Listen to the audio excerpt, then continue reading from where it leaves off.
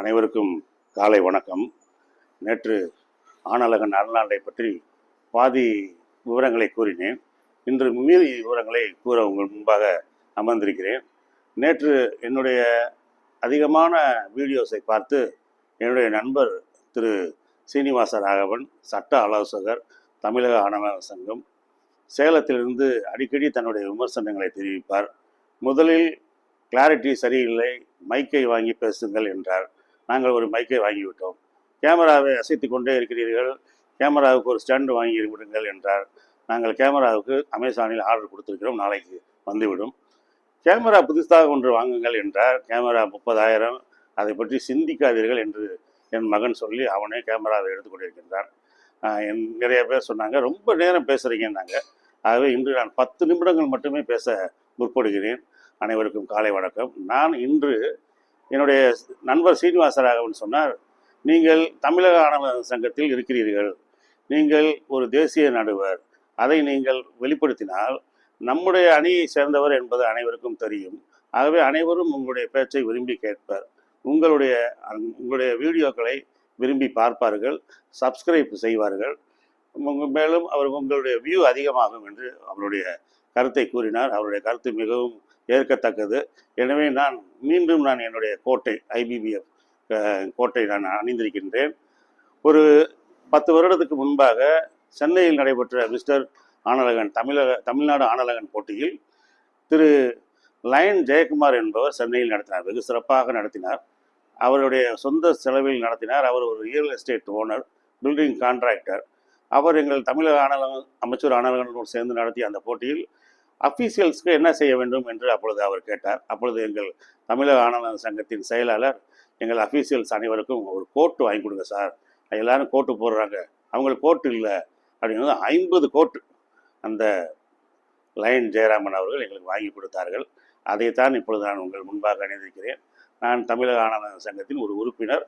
நான் தேசிய நடுவர், இந்தியன் பாடி பில்டிங் ஃபெடரேஷனோட ஒரு தேசிய நடுவர். இப்பொழுது நான் அருள்நாளை பற்றி உங்களுக்கு மீண்டுமாக ஆரம்பிக்கிறேன். 1967 யூனிவர்ஸ் வாங்கிய அருள்நாள் 68 பிராங்க்சேனிடம் தோல்வியடைந்தார். 69 ஒலிவாவிடம் தோல்வியடைந்தார். 70 மீண்டும் ஒலிவாவை வெற்றி பெற்றார், தந்திரமாக வெற்றி பெற்றார்.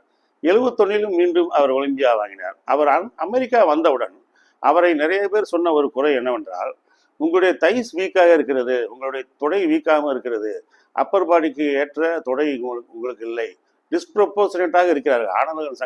ஆனழகன் போட்டியில் நாங்கள் ப்ரொப்போர்ஷன் பார்ப்போம். ப்ரொப்போர்ஷன்னா சிமெட்ரி, செவ் ஒழுங்கு, அப்பர் பாடியும் லோவர் பாடியும் சமமாக இருக்கணும். ஒரு சிலருக்கு அப்பர் பாடி பெருசாக இருக்கும், லோவர் பாடி சிறுசாக இருக்கும்.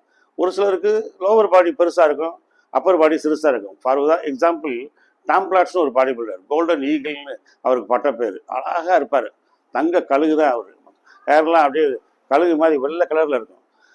அவருக்கு தொடை பெருசு, அப்பர் பாடி சிறுசு. அதனாலே அவர் ஒலிம்பியாலெல்லாம் டைட்டில் வாங்க முடியாமல் போயிடுச்சு. அது மாதிரி அருள்நாளுக்கு தொடை வீக்குன்னு சொன்ன உடனே அவர் ரொம்ப வருத்தப்பட்டு அதை எப்படி சரி செய்வது என்று வாரத்துக்கு ஒரு நாள் சனிக்கிழமை ஷாக்கிங் பிரின்சிபல்னு அதுக்கு பேர். ஷாக்கிங் பிரின்சிபல்னா ஒரு ட்ரக்கில் வெயிட்டுகளெல்லாம் கொண்டு போய் ஒரு அருமையான இடம், மலைப்பாங்கான இடம், புல்வெளிகள் உள்ள இடம், இயற்கை சுனை அங்கே பக்கம் போகும். அங்கே போய் அந்த ஸ்டாண்டு எல்லாத்தையும் வச்சு வெயிட்டெல்லாம் வச்சு 25 செட்டு போடுறாரு. ஒரு வெயிட் வந்து 250 கிலோ. 250 கிலோவில் 25 செட்டு, ஒரு செட்டுக்கு 25 நம்பர் போடுறாரு. எப்படி கஷ்டம்னு பாருங்க நண்பர்களே. வெற்றி என்பது அது சாதாரணமாக வர முடியாது. அதுக்கு வந்து அதிகமான உழைப்பு, அதிகமான டெடிக்கேஷன் தேவை, அர்ப்பணிப்பு தேவை. அதை அருள்நாள் செஞ்சார். ஒரு நாள் முழுக்க தொடங்கி செய்கிறார். தொடை பலூன் மாதிரி வீங்கிருச்சு. கடைசியில் அவரால் நடக்கவே முடியல. புழுத்தரையில் கீழே பருத்து உருள்றாரு. உளுந்து தொடங்கி மசாஜ் பண்ணுறாரு. அவர் தன்னோட சில கேர்ள் ஃப்ரெண்டுகளையும் கூப்பிட்டு போகிறார். பொதுவாக அந்த அமெரிக்கா, இங்கிலாண்டில் உள்ளவங்களுக்கு எப்பயுமே ஒரு கேர்ள் ஃப்ரெண்ட் இருப்பாங்க. இவர் தன்னோடு அழைத்து சென்ற கேர்ள் ஃப்ரெண்டுகளை அவங்க வந்து இவருக்கு வந்து சிக்கன் மட்டன்லாம் ப்ரிப்பேர் பண்ணுறாங்க. நல்லா பீரை குடிச்சிட்டு பக்கத்தில் ஒரு சுடம் போகுது. அந்த சுனை வந்து அதில் நல்லா குளிக்கிறாரு. குளிச்சுட்டு அந்த மாதிரி மட்டன் சிக்கன்லாம் சாப்பிட்டு ஊருக்கு வராரு. இப்படி வாரம் அவர் இந்த மாதிரி தன் தொடையை வந்து ஷாக் பண்ணுறாரு. தொடையை ஷாக் பண்ணான்னா இப்போ வந்து தொடை 28 இன்ச்சு வந்துருச்சு. 23லேருந்து 25, 26, 27, 28 இன்ச்சு வந்துருச்சு. பிரமாண்டமான தொடை வந்துருச்சு. இருந்தாலும் அவருக்கு டென்சிட்டி இல்லை, செப்பரேஷன் இல்லை. செப்பரேஷன் இருந்தால் அதில் ஸ்ட்ரியேஷன் இல்லை, உட்புற கோடுகள் பிரிவுகள் இல்லை அப்படின்னு அவர் சொல்கிறாரு. நம்ம தமிழ்நாட்டில் வந்து நீங்கள் தொடையை பார்த்தீங்கன்னா ஜெயபிரகாஷ்னு ஒரு பாடி பில்டர் ஐசிஎஃப்ல Mister India, Mister world, Mister Asia வாங்கிய ஒரு ஆனாங்க. தொடை வந்து வித்தியாசமாக இருக்கும். தொடையை காலை அமுக்கினார்னா தொடை செப்பரேஷன் பிரியும். அதுக்காகவே அவர் மிஸ்டர் இந்தியா போட்டியில் பட்டம் வாங்கினார். நானும் அதில் ஜட்ஜாக உட்காந்துருக்கேன். அந்த மாதிரியான தொடை அர்னால்டு வாங்கிட்டு தயாராக இருக்கார் 72 போட்டிக்கு. 72 போட்டியில் என்னன்னா, இவரோட 70 போட்டியில் தோல்வி அடைந்தார். ஒலிவா மீண்டும் வர்றாரு. அடிபட்ட பிரியா, அடிபட்ட வேங்க அர்னால்டை எப்படியாவது ஒழிச்சிடணும்டான்னு. ஆனால் அர்னால்டு தொடையை ரெடி பண்ணி தயாராக இருக்கார். அந்த சமயத்தில் அர்னால்டு ஒரு காரியம் செய்கிறார். என்னன்னா, சவுத் ஆப்பிரிக்காவிலேருந்து அவருக்கு அழைப்பு வருது. அவருடைய, நான் சொன்னேன், அவருடைய ஐடியல் ரெஜ் பார்க், அவருடைய மானசீக குருன்னா என்னன்னா, நான் அதை சொல்ல மறந்துட்டேன். பார்க்காமே அவரை குருவை ஏற்றுக்கிட்டு அவருடைய படம், அவருடைய ஒர்க் அவுட்டுகளை எல்லாம் செஞ்சு செய்கிறது. அந்த ரெஜ் பார்க்ன்றவர் ஒரு சினிமா கதாநாயகன். ஹெர்குலஸ் படத்தில் நடிச்சிருந்தார். அந்த ஹெர்குலஸ் படங்களை அர்னால்டு ஆஸ்திரியாவில் பார்த்துட்டு அவர் மேலே அபிமானம் ஆயிடுச்சு. இவர் தானே நம்ம ஹீரோ, இவர் மாதிரி வரணும்டான்னு. அந்த ஹெர்குலஸை தான், அந்த ரெஜ் பார்க்கை தான் வீட்டில் சந்திக்கிறார் சவுத் ஆப்பிரிக்காவில். இப்போ மறுபடியும் சவுத் ஆப்பிரிக்காவில் ரெஜ் பார்க்கோட அழைப்புக்கு படி போகிறார். இந்த சவுத் ஆப்பிரிக்கா பகுதி வந்து என்ன, நான் ஏற்கனவே சொல்லியிருக்கேன், கருப்பு இன மக்கள் வாழும் பகுதி. அதிகமாக படிக்காதவங்க, அதிகமான விவரம் தெரியாதவங்க, அதிக நாகரிகம் அவங்களுக்கு கிடையாது அந்த காலத்தில். எப்போ 71 72 நான் சொல்கிறேன். அப்போ இவர் சவுத் ஆப்பிரிக்கா போனப்போ அந்த ஊரில் வந்து பாடி பில்டிங் விழிப்புணர்வே இல்லை. இவர் போஸ்டிங் பண்ணுறாரு ஒரு இடத்துல. கருப்பின மக்கள் எல்லாம் ஒன்று கூட்டியிருக்காங்க. என்ன செய்ய போகிறாரு அப்படின்னு பார்க்குறாங்க. ஏன்னா அவங்கெல்லாம் நெளிஞ்சு ஒழிஞ்சு, அவங்களுக்கு சாப்பாடே இல்லை. இயற்கையான சாப்பாடு சாப்பிட்றது கூட வழி இல்லை. இவர் நல்லா முட்டையும் சிக்கனையும் மட்டையும் சாப்பிட்டு ஹியூஜாக இருக்கார், அஜானுபவனாக இருக்கார். இவருடைய செஸ்டோட அகலம் வந்து 57 இன்ச்சு, இடுப்பு 34, தொடை வந்து 28, காஃபு வந்து 20, ஃபோர் ஆர்ம்ஸு 20. எவ்வளோ பெரிய ஒரு ஹியூஜ் பர்சனாலிட்டி அது. அந்த ஊரில் விழிப்புணர்வு இல்லைன்னா, இப்போ மதுரையில் நான் வந்து திருப்பரங்குன்றத்துக்கு பக்கத்தில் இருக்கேன், 2 கிலோமீட்டர் தள்ளி திருநகர்னு ஒரு பகுதி. இந்த திருநகரில் 1991 நான் ஜிம்மு நடத்துகிறேன். நான் ஆணழகன் போட்டியெல்லாம் நடத்திக்கிட்டு இருக்கேன். 2005 ஒரு ஆணழகன் போட்டி நடத்தும்போது இந்த இளைஞர்களுக்கெல்லாம் நல்ல விழிப்புணர்வு வரணும், பெரிய பாடி பில்டரை பார்க்கணும்னு அப்போ ஏற்பாடு பண்ணிக்கிட்டு இருக்கும்போது அரசு மதுரைக்கு வந்திருந்தார். தமிழக ஆணழகன் சங்கத்தின் செயலாளர் அரசு, நம்முடைய நண்பர் அவர் வந்திருந்தார். அரசு இந்த மாதிரி போட்டி நடத்துகிறேன் மிஸ்டர் திருநகர்னு ஒரு ஆணழகன் போட்டி, நீங்கள் வந்து கெஸ்ட் போஸ்டிங் பண்ணணும்னு. சரின்னாரு. உங்களோட ஒரு 5 பேரை கூப்பிட்டு வரணும்னு. 5 பேரா அப்படின்னாரு. ஏன்னா ஒரு மாவட்ட போட்டிக்கு ஒருத்தர் இல்லை 2 பேருக்கு தான் செலவழிப்பாங்க. ஆனால் நான் 5 பேரையும் வர சொல்லியிருந்தேன். 5 பேர் வாங்கினப்ப என் போட்டிக்கு வந்தாங்க. மிஸ்டர் அரசு ICF, mister Annamalai ICF, mister Ramesh ICF, mister Sivakumar, Madurai Sivakumar சென்னையில் இருந்தார் ஐசிஎஃப், அவங்க 4 பேர். மதுரையில் மீனாட்சி சுந்தரம் ரயில்வேஸில் இருக்காப்புல. 5 பேரும் போட்டி மேடையில் எங்கள் ஊரில் வந்து கலக்குனாங்க. மக்களுக்கெல்லாம் ஆச்சரியம். கிராமத்துக்காரன் மிட்டாய் கடையை பார்த்து ஆச்சரியப்பட்ட மாதிரி அப்படியே அவங்களுக்கு இந்த மாதிரியான பாடி பில்டர்லாம் இருக்காங்களான்னு சொல்லி அடுத்த நாள் பார்த்தா என் ஜிம்முக்கு சரியான கூட்டம். அந்த மாதிரி ஒரு கெஸ்ட் போஸ்டிங் அந்த அந்த அந்த நடக்குது அங்கே சவுத் ஆப்பிரிக்காவில். அதனால அவரே டேபிள் சேர்லாம் அடுக்கி கயிறை கட்டி மேலே ஏறி டெமோ பண்ணுறாரு. டெமோ பண்ணும்போது ஒரு பலகை விலகி கீழே விழுந்துட்டார். கீழே விழுந்ததில் என்ன ஆச்சு அப்படின்னா, பெரிய கொடுமை, அவர் கால் முட்டி உடஞ்சிருச்சு. நல்லா யோசித்து பாருங்க. 23 இன்ச்சு தொடைய வீக்காக இருக்குன்னு சொல்லி ஹெவியாக ஷாக்கிங் பிரின்சிபல் செஞ்சு எவ்வளோ கஷ்டப்பட்டு 28 இன்ச்சு ஏற்றினார். 28 இன்ச்சு ஏற்றின அந்த தொடை மறுபடியும் 23 ஆயிடுச்சு காலில் அடிபட்டு. இப்போ மாவு கட்டு போட்டு ஹாஸ்பிட்டலில் ட்ரீட்மெண்ட் எடுக்கிறார். 1 வாரம் ஆகுது, 2 வாரம் ஆகுது, 3ஆவது வாரம் கட்டை பிரிச்சுட்டு நடங்கன்றாங்க. நடந்தவுடனே சரியாயிடுச்சு. இப்போ நடக்கும்போது அடுத்த எக்ஸசைஸ் கொஞ்சம் கொஞ்சமாக ஆரம்பிக்கிறார். பழையபடி அவரால் வெயிட் செய்ய முடியல. 150 கிலோ தான் செய்கிறாரு. ஒரு டாக்டர்கிட்ட போய் சொல்கிறாரு, சார் இந்த மாதிரி நான் 150 கிலோ தான் செய்கிறேன் அப்படின்னு. அந்த டாக்டர் என்ன சொல்கிறாரு, நெகட்டிவாக சொல்கிறாரு, பெசிமிஸ்டிவ். என்ன சொல்கிறாருன்னா, உனக்கு தான் கால் உடஞ்சிருச்சு, உன் காலை சரி பண்ணி கொடுத்துட்டாங்க, இதை தக்க வச்சுட்டு நீ இந்த காலுக்கு சம்மந்தமில்லாத மற்ற வேலையை பாருங்கப்பா, ஏன் இதை போய் செய்கிறீங்க, மறுபடியும் அதில் போய் டார்ச்சர் பண்ணுறீங்க, போங்க நீங்கள் செய்யாதீங்க அப்படின்றாரு. இந்த பாடி பில்டிங் கேமை விட்டுருங்க தோடன்றாரு. அண்ணாளுக்கு கோபமாக வந்துருச்சு. என்னடா இப்படி ஒரு தவறான ஒரு கருத்தை சொல்கிறாருட்டு மறுபடியும் தனக்கு சர்ஜரி பண்ண அதே டாக்டர் வின்சென்ட் ஹார்ட்ஃபீல்டு, அருமையான அந்த டாக்டர். நீங்கள் அந்த டாக்டருடைய வார்த்தைகளெல்லாம் கேளுங்க, பொண்ணு எழுத்துக்களால் பொறிக்கணும். அதனால் சொல்கிறாரு, சார் இந்த மாதிரி நான் தொடக்கி போடுறேன், தொடையெல்லாம் ஒரே நடுக்கமாக இருக்குன்னு. அப்போ அவர் சொல்கிறாரு, அர்னால்டு எவ்வளோ வெயிட் போடுறீங்க நீங்கள் என்றார். 150 கிலோ போடுறீங்க. நீங்கள் எவ்வளோ போடுவீங்க? நான் 500 கிலோ போடுவேன் அப்படின்னு. 500 கிலோ போடுவீங்களா? அப்படியே 150 கிலோ போடுறீங்க, நீங்கள் 500 கிலோவே போடுங்க. 500 கிலோ 500 பவுண்டு 500 பவுண்டு போடுங்கன்றார். 500 பவுண்டு போடுங்கன்ற போது அவர் வந்து மறுபடியும் அர்னால்டு அவர் சொல்கிறார், அந்த டாக்டர் சொல்கிறாரு, பயப்படாதீங்க அர்னால்டு, நீங்கள் வந்து இது உங்களுக்கு உடஞ்ச தொடையை விட இந்த உடையாத தொடையை விட உடஞ்ச தொடையில் அதிக பலம் இருக்குது. ஏன்னா அவ்வளோ மெடிசின்ஸ் கொடுத்துருக்கோம், அவ்வளோ விட்டமின்ஸ் கொடுத்துருக்கோம், அவ்வளோ டேப்லெட்ஸ் கொடுத்துருக்கோம், அவ்வளோ இன்ஜெக்ஷன் போட்டிருக்கோம். அதனால் உங்கள் தொடை வந்து ஒன்றும் ஆகாது, பயப்படாதீங்க, உங்களுக்கு ஏதாவது ஆச்சுன்னா நான் கேரண்டின்றார். அர்னால்டு மறுபடியும் செஞ்சு அழகாக அந்த தொடை வந்துருச்சு.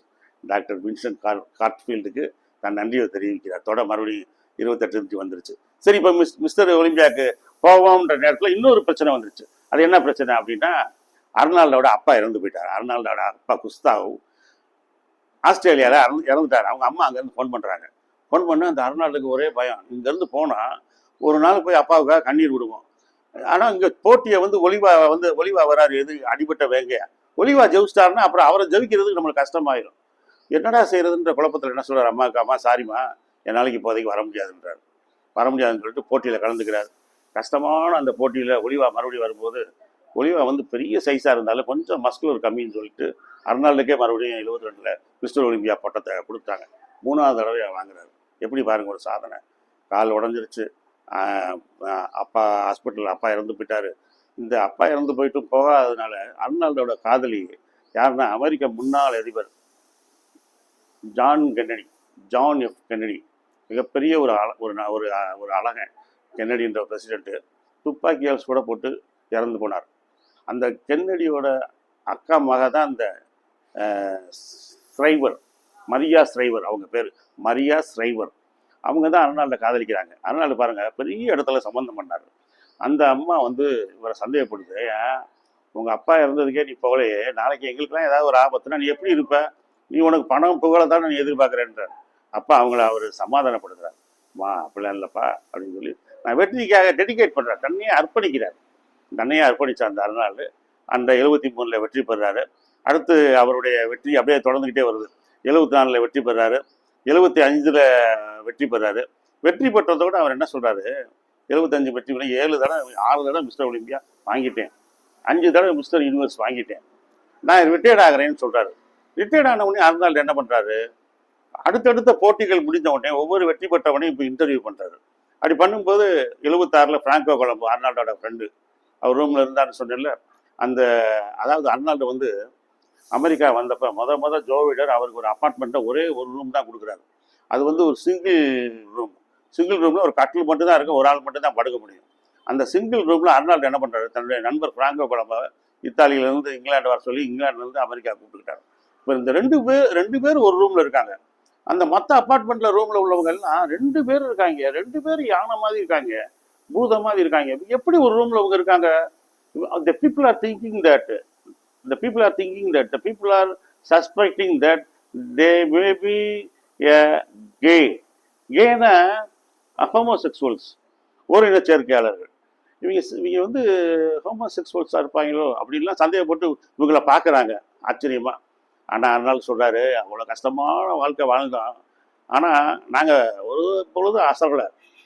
அந்த வீட்டில் இருந்துட்டு காலையில் ஜிம்முக்கு போக வேண்டியது, 10 மணிக்கு வந்து பில்டிங் வேலை, கட்டட வேலைக்கு போவாங்க. 2 பேர் வரிசையில் நிற்கணும். இந்த கொத்தனார் வேலைக்கு போகிறது, சித்தாள் கொத்தனார் வேலைக்கு 25 பேர் எடுத்து 26வது ஆள் நீங்கள் வேணாங்க வேலைக்கு போது இவங்களை வேலைக்கு வேணான்றாங்க. 2 நாள் வேலைக்கு போகிறாங்க, 2 நாள் வேலைக்கு போக முடியல. அப்போ ஃப்ராங்கோ கொலம்போ சொல்கிறார், நான் ஜெர்மனில் இருந்தப்போ கட்டடக்கலை படித்தேன், யூரோப்பியன் கட்டடக்கலை, பேப்பரில் விளம்பரம் பண்ணுவோம்னு யூரோப்பியன் ஸ்டைலில் உங்களுக்கு வீடு கட்டி தரப்படும், இவங்களே விளம்பரம் பண்ணி இவங்களே வீடு கட்டுறாங்க, நிறைய ஆர்டர் வருது. ஃப்ராங்கோ கொலம்போ 10 பேரை வேலைக்கு போட்டு வேலை வாங்குறாரு. அர்னால்டு போய் இந்த சிமெண்ட்டு, ஜல்லி, கம்பி, மண் எல்லாத்தையும் வாங்குறாரு. 2 பேரும் சேர்ந்து அழகாக ஒரு தொழிலதிபராக ஆகுறாங்க. நான் சொன்னேன்ல அந்த காட்டேஜ் எல்லாம், அந்த அப்பார்ட்மெண்ட் எல்லாம் வாங்குறாங்க. வாங்கிக்கிட்டு இருக்கும்போது அந்த ஃப்ராங்கோ கொலம்போ தான் 76 மிஸ்டர் ஒலிம்பியா வாங்குறாரு. 77, 78, 79 ஃப்ராங்க் ஜீன் என்ற ஒரு பாடி பில்டர் ஆரம்பிக்கணும் ஆனழகன், ஏற்கனவே அர்னால்டை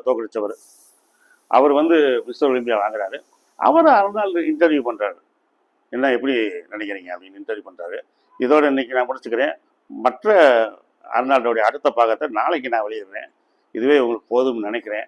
நன்றி, வணக்கம். என்னுடைய இந்த வீடியோ பார்க்குறவங்க தயவுசெய்து சப்ஸ்கிரைப் பண்ணுங்கள்.